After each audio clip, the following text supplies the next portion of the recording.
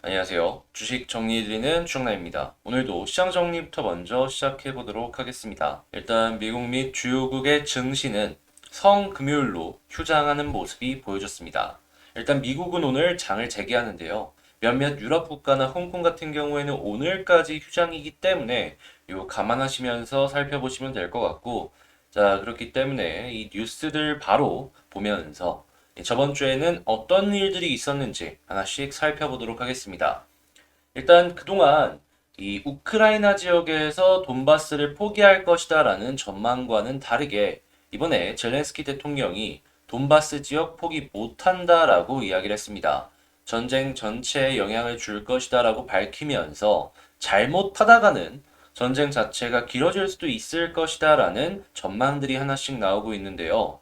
아마 이 우크라이나 지역 자체가 지금 굉장히 많이 황폐화가 된 상황이고, 그리고 진행을 하고 있는 협상에서 우위를 차지하기 위해서 이런 이야기들을 한 것이 아닌가 싶기는 한데, 일단 이게 어떻게 진행이 될지는 저희 같은 경우에는 향후 나올 뉴스들을 봐야 될 수밖에 없잖아요. 하다 보니까, 자, 요 뉴스 나왔다라는 거 감안하시면서 보시면 되겠고, 그 다음으로 EU 수장이 무기 신속 지급만이 우크라이나가 살아남을 방법이다라고 이야기를 하면서 지금 뭐 러시아 스베르방크 제재, 석유 금수를 검토하고 있다라고 이야기를 하죠. 지금 유럽 내 인플레도 굉장히 심각한 상황 속에서 러시아를 제재하기 위해서 이런 움직임을 보여주고 있다라고 생각이 드는데, 일단 서유럽 지역 같은 경우에는 어떻게든 천연가스가 필요한 상황이란 말이에요. 자, 이게 서유럽에도 이제 동의를 얻으면서 진행을 할 수가 있을지, 말로만 이렇게 진행을 할지, 아니면 다 함께 움직일지는 향후 뉴스를 보면서 이것 역시도 하나씩 살펴보면 좋을 것 같습니다. 이게 말뿐일 수도 있어요. 최근에 계속 있었던 이야기들처럼 하니까 이게 무조건 된다라고 생각하기보다는 이런 가능성이 있구나 정도로 생각을 하시면서 넘어가시면 좋을 것 같습니다. 물론 시장에 영향을 줄 수 있기 때문에 그런 것들은 다 체크하면서 넘어가야 되겠죠. 자, 그리고 지금 이 원유의 가격이 다시금 반등하고 있는 상황 속에서 시위대가 난입을 하면서 원유 생산에 차질이 생겼다라고 이야기가 나왔습니다. 아무래도 이러한 부분들 자체가 이 국제 유가에 영향을 주는 이슈 중에 하나이기 때문에 장기화가 된다면 문제가 생길 수 있다라는 건 생각을 하시면서 보시면 되겠고, 당연히 이렇게 물가가 올라가는 이슈가 계속되면 될수록 통화 안정에 대한 이야기가 나올 수밖에 없겠죠. 지금 미국 FOMC 쪽에서 5월 달에 금리 인상에 대한 이야기가 거의 100% 확정되다시피 이야기가 나오고 있죠. 5월 달부터는 긴축을 진행을 할 수가 있다는 내용들이 계속해서 나오고 있고요. 당연히 긴축을 하게 된다면 시장의 유동성이 줄어들게 될 것이고, 시장의 유동성이 줄어들게 된다면 가치주보다는 성장주들에는 악재로 연결이 될 수밖에 없을 것이다 라는 걸 하나씩 하나씩 연결해서 생각을 해볼 수가 있겠습니다. 그런데 이제 이 성장주들 중에서도 거의 매출이 확정되다시피 하는 2차전지 소재 같은 경우에는 오히려 올라가는 모습을 보여주고 있거든요. 그쪽은 성장주의 느낌도 있지만 이 가치주의 느낌도 있기 때문에 그렇다라고 이제 생각을 해볼 수가 있겠는데, 이 성장주 내에서도 이렇게 분류해서 봐야 될 필요가 있다라는 거 생각을 하시면서 보시면 좋겠습니다. 자, 그리고 전 세계의 미국이나 유럽 같은 경우에는 긴축이 이 트렌드가 된다라고 한다면, 중국 같은 경우에는 현재 봉쇄로 인해서 경기 성장 자체가 너무 크게 둔화가 되고 있다 보니까 경제를 살리려고 금리 인하가 트렌드가 되고 있는 걸 확인을 할 수가 있어요. 이번에 지준율을 인하하면서 102조 원의 공급 효과를 기대할 수 있다라고 하는데, 지금 뭐 아시는 분들은 아시겠지만 오늘 중국의 주요 경제 지표들이 발표를 합니다. 제가 오늘 텔레그램에 올려드린 내용인데 1분기 GDP부터 실업률까지 다 발표가 돼요. 근데 이제 지준율 인하가 선제적으로 진행이 됐다라는 건 봉쇄가 길어지는 요 타격을 미리 어느 정도 완화하기 위한 움직임이 아닌가. 우리는 요 부분을 생각을 하면서 볼 수 있고, 그리고 내일 모레였나요? 대출금리 역시도 한 번의 조정이 더 있을 것이다라고 예상이 되고 있습니다. 그러면 중국발 충격이 뭐 한국에 단기적으로 올 수는 있어도 어느 정도 선반영도 생각을 해볼 수가 있고, 중국 정부의 대응에 대해서 이제 긍정적으로 연결이 될 수가 있기 때문에 이건 나름대로 안정적으로 쭉 볼 수 있을 것 같다. 이 정도로 생각을 해볼 수가 있을 것 같습니다. 다만 이 봉쇄화가 장기화되다 보니까 배터리 관련된 이러한 부품들 소재부터 시작해서 다양한 부분들이 지금 상당히 정체가 되든가 가격이 올라가는 그런 모습들이 보여주고 있는데, 특히나 배터리 같은 경우에는 리튬을 필두로 계속 가격이 올라가고 있다라고 하죠. 양극재 가격이 지금 25% 정도 인상이 됐다라고 하면서 전기차들의 가격이 계속 올라가려는 모습들이 보여지고 있는데, 근데 중요한 건 우리가 여기서 찾아볼 수 있는 거, 우리나라의 4대 소재사에서 일제히 이 가격을 올렸다라는 것입니다. 한마디로 이들이 앞으로 어느 정도 벌 것이다라고 예상을 했던 이 수치보다 더욱더 높은 수치를 벌 가능성이 높은 게 지금 이 순간이다라는 것이죠. 판가가 올라가면 영업이익률은 일정 수준을 유지를 할 수밖에 없기 때문에 영업 수익 자체도 올라가는 걸 우리는 기대를 해볼 수가 있겠죠. 그러면 당연히 우리가 예상했던 시가총액보다 조금 더 높은 위치까지를 생각을 해볼 수가 있는 게 현재의 양극재 배터리 소재 관련주들이다 생각을 해보면 좋을 것 같습니다. 자, 그리고 중국 같은 경우에는 봉쇄가 계속되고 있는데, 애플의 이 생산 라인이 있는 폭스콘 공장이 있는 중국의 정저우도 코로나19 봉쇄가 진행이 되었다라고 합니다. 당연히 애플의 타격이 있겠죠. 애플의 타격이 있으면 애플에 납품을 하는 한국 기업들도 타격을 받을 것이고, 자, 그러면 한동안 이 한국의 부품업체들이 잠깐 주춤할 수 있다. 요 연결해서 볼 수 있겠습니다. 자, 그리고 최근에 IT 기업들의 이 직원들 몸값이 계속 올라가고 있어요. 4, 5% 인상은 옛말이고 10% 올리고도 직원 뺏길까봐 계속해서 눈치를 본다라고 하는 건데, 삼성전자도 올려준다라고 이야기를 하고 있죠. 당연히 이런 걸 봤을 때 제가 저번 주 주말에 다음 주 의심 섹터의 일자리를 말씀드렸는데, 그 중에 한 종목에 대해서 굉장히 강조를 해서 말씀을 드렸습니다. 왜냐하면 그 사이트를 이용하는 고객층의 대부분이 이 기술 특화직이다라고 이제 보여지고 있기 때문이다 라고 이제 말씀을 드리면서 이제 그걸 좀 강조를 했었는데, 이런 모습이 계속해서 보여지게 된다면 그 회사 같은 경우에는 다른 이 일자리 관련 회사들보다 보다 더 이제 올라갈 가능성이 높을 것이다라는 걸 생각을 해볼 수가 있을 것 같습니다. 수급도 굉장히 좋았었고요. 그래서 이제 그 종목이 뭔지 궁금하시다면 주말에 올라간 영상 보시면 되겠고요. 자, 그리고 코로나 엔데믹 시대 반도체 호황은 끝이냐라고 아직 물음표를 띄고 있는데, 제가 생각을 했을 때에는 뭐 보복 소비니 뭐니 하면서 판매량 자체는 이전보다 줄을 수는 있어도 어느 정도 올라갈 수는 있을 것 같다라고 생각을 하고요. 서버 수요가 이게 계속해서 늘고 있잖아요. 여기에 딜은 되게 많이 들어갑니다. 이 업황이 조금 주춤한 거는 중국발 이슈라고 저는 생각을 하기 때문에, 중국발 이슈가 끝나고 공장이 풀로 가동이 되는데도 불구하고 디램 가격이 안 좋다면 그때 조심하는 것도 좀 괜찮지 않을까, 이렇게 생각을 해요. 자, 그리고 거리두기 해제, 인플레 방어까지 지금 유통주가 벼뜨나라는 얘기가 나오고 있는데, 뭐 음식료부터 해서 수혜를 받는 기업들이 생기고 있다라고 합니다. 당연히 이런 쪽 관심 있으신 분들 같은 경우에는 방어주로서 하나씩 살펴보시면 좋을 것 같고요. 자, 그리고 올해 폭염이 또 올 것이다라는 전망에 에어컨 공장이 바빠지고 있다라고 합니다. 에어컨 관련주들 같은 경우에는 뭐 3월부터 계속해서 꿈틀꿈틀했다라는 걸 알고는 있는데, 이제 한번 소개를 해드렸었죠. 근데 이렇게 풀로 진행을 한다라고 하니까 관심 있으신 분들 같은 경우에는 6월달 막 더워지기 시작했을 때 제일 많이 올라가니까 뭐 그때까지 지금부터 한 달 반에서 2달 정도 보시면 되게 좋을 것 같습니다.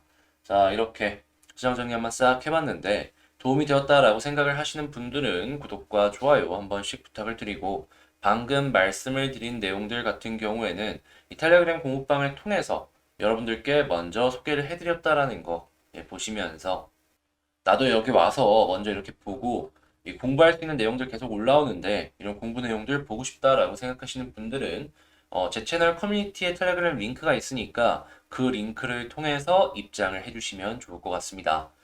시장 정리도 한번 싹 해봤겠다. 개별 종목 한번 보도록 할게요. 제가 이번에 가지고 온 종목은 두산중공업을 가지고 왔습니다. 일단 두산중공업은 뭐 제가 요즘에 계속 좋다 좋다 말씀을 드렸었는데, 야, 21선까지 확실하게 뚫어주는 모습이 오늘 보여졌었습니다. 자, 이게 만약에 현 위치에서 계속 횡보를 해주는 모습이 보여지게 된다면 방향 자체로만 놓고 본다라고 했을 때에도 추가적인 상승을 기대를 해볼 수가 있을 것 같은데, 일단 뉴스 보고 수급 차트 순으로 하나씩 분석을 해보도록 하겠습니다. 일단 먼저 이 두산중공업 하면 원전이 가장 요즘에도 먼저 떠오르고 있죠. 근데 이전에 이 SMR 쪽에 투자를 해놨던 뉴스케일 파워가 상장을 코앞에 두고 있다라고 합니다. 당연히 이 두산중공업 같은 경우에는 이쪽에 투자가 진행이 되었었기 때문에 이 관련된 시세 차익을 기대를 해볼 수가 있는 걸 첫 번째로 두더라도 저는 오히려 이런 것보다 이 향후에 상장 이후에 자금을 많이 끌어모을 거 아니에요. 했을 때 이 관련 기술 이 발전 속도를 더욱 높일 수 있는 걸 생각해 보는 게 훨씬 더 굉장히 긍정적이다라고 생각을 합니다. 일단 두산중공업 같은 경우에는 뉴스케일 파워와 함께 협업을 하고 있잖아요. 그럼 시세 차익보다도 훨씬 더 많은 영업이익을 기대해 볼 수 있지 않나? 요걸 생각을 해볼 수가 있는 것이죠. 그럼 소형 원전의 이 시장이 계속 커지는 모습만 보여주게 된다면, 두산중공업 같은 경우에는 미국 쪽에서의 영업 활동이 우리의 영업 이익과도 연결이 된다. 이렇게 생각을 하면서 매우 매우 좋게 볼 수 있겠죠. 자, 해서 요거 지금 굉장히 긍정적으로 뉴스가 나왔다라는 걸 우선적으로 생각을 해보면 좋을 것 같고, 지금 우크라이나 사태로 인해서 원전에 대한 관심이 계속해서 커지고 있는 걸 확인을 할 수가 있는 것도 두 번째로 긍정적인 뉴스다라는 걸 확인을 할 수가 있습니다. 오늘 같은 경우에 아까 말씀드렸다시피 젤렌스키 대통령이 돈바스 지역을 포기하지 않겠다라고 얘기하면서 전쟁 자체가 장기화가 될 조짐이 보여지고 있는데요. 자, 이런 사태 속에서 어떻게든 러시아의 의존도를 줄이려고 하는 서방 지역의 어떠한 이런 스탠스들, 이런 것들이 이제 계속해서 원전 쪽으로 시선이 갈 것이다라는 걸 예상을 해볼 수가 있을 것 같은데, 요거 굉장히 긍정적으로 우리 입장에선 봐도 될 것 같고, 자, 그 다음에 혁신형 소형 원전 모듈 포럼이 국내에서도 계속해서 이뤄지면서 이러한 부분들이 향후에 주가가 올라가는데 긍정적인 이슈가 되어줄 것이다라는 것 역시 하나씩 하나씩 깔아두시면서 보시면 좋을 것 같습니다. 천지랑 대진 원전 같은 경우에는 건설 재개가 사실상 무산이 됐다는 소식 때문에 올라가다 좀 떨어지는 모습이 보여줬던 것이 아닌가 생각을 해볼 수가 있을 것 같은데, 근데 한국 시장 말고 해외 시장이 커지다 보니까 기술력 부분에 있어서 요거만 확실하게 있다면 크게 문제는 없을 것이다라는 거 예상을 하면서 살펴볼 수가 있을 것 같네요. 자, 그러면 두산중공업 같은 경우에 현재 이제 올라가다가 왜 떨어졌는지에 대해서 조금 감안하면서 볼 수가 있을 것 같고, 수급을 살펴본다면 조금 금투 쪽에서 사다가 팔고를 좀 반복하는 모습이 보여지곤 있지만 이전보다 확실하게 좋은 상황이다라는 걸 알 수가 있을 것 같고, 투신이 굉장히 적극적으로 연기금도 굉장히 적극적으로 매수를 해주는 모습이 체크가 되기 때문에 지금 위치는 매우 매우 이제부터는 기대를 하면서 볼 수가 있을 것 같다라고 정리를 해서 살펴볼 수 있겠습니다. 자, 금투 계속 플러스로 연결해주고 외국인이랑 이런 쪽 계속 플러스로 엮이게 된다면 쭉 더 가는 거 문제가 없을 것이다라고 생각을 하니까 지금은 그저 개인만 파는 거 이거를 최우선적으로 살펴보면 좋겠네요. 자, 그러면 개인이 파는 모습 계속 보여주게 된다면 단기적인 상승 계속 나올 수 있겠죠? 그럼 지지 라인부터 하나씩 살펴보도록 하겠습니다. 일단 거래가 가장 많이 됐던 최근 위치를 기준으로 지지 라인을 살펴본다면 일단은 21선을 뚫어준 만큼 21선을 1순위로 놓고 보면 참 좋을 것 같고요. 계속 행보를 해주는 모습이 보여지다가 조금 떨어지더라도 61선 이탈 없으면 계속 이 흐름 그대로 유지해서 지켜보는 것도 매우 좋을 것 같습니다.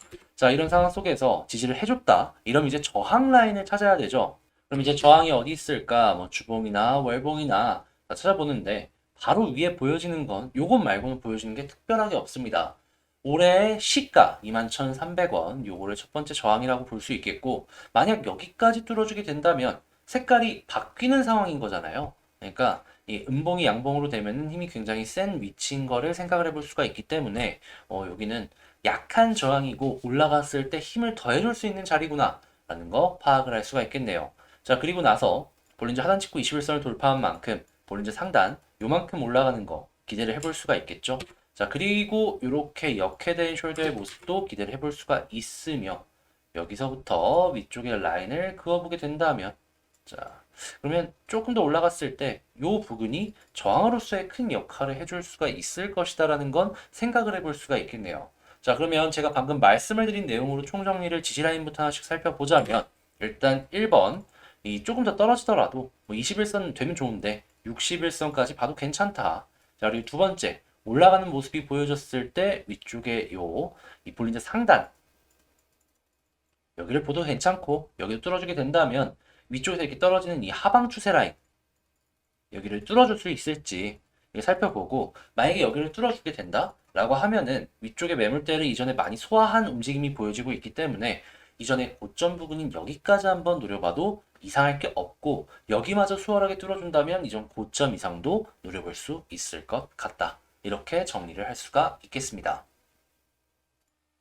자, 해서 지금은 그냥 편하게 봐도 된다로 귀결이 되는 것 같고요. 자, 일단 이렇게 두산중공업에 대해서 한번 분석을 싹 맞춰봤는데 어떻게 좀 도움이 되셨나요? 도움되었다라고 생각하시는 분들은 구독, 좋아요 한 번씩 눌러주시고요. 자, 그리고 이 의심 섹터에 대해서 주말에 올려드렸던 거 기억하실지 모르겠는데 벌써부터 네, 큰 변동이 없었던 사람인 HR부터 이렇게 일자리 관련주들이 꿈틀꿈틀하는 모습을 확인을 할 수가 있습니다.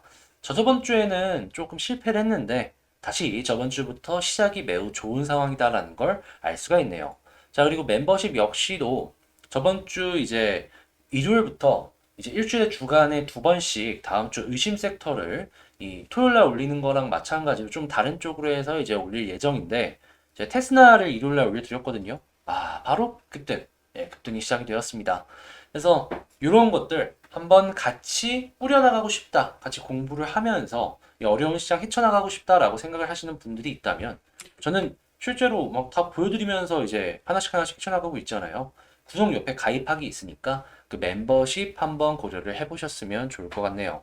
자, 교촌 FAB 역시도 지금 이 순간 계속 올라가고 있는데 자, 이런 거 계속 같이 공부를 하고 있다라는 겁니다. 자, 그럼 전 다음에 더 좋은 영상으로 다시 한번 찾아뵙도록 하고요.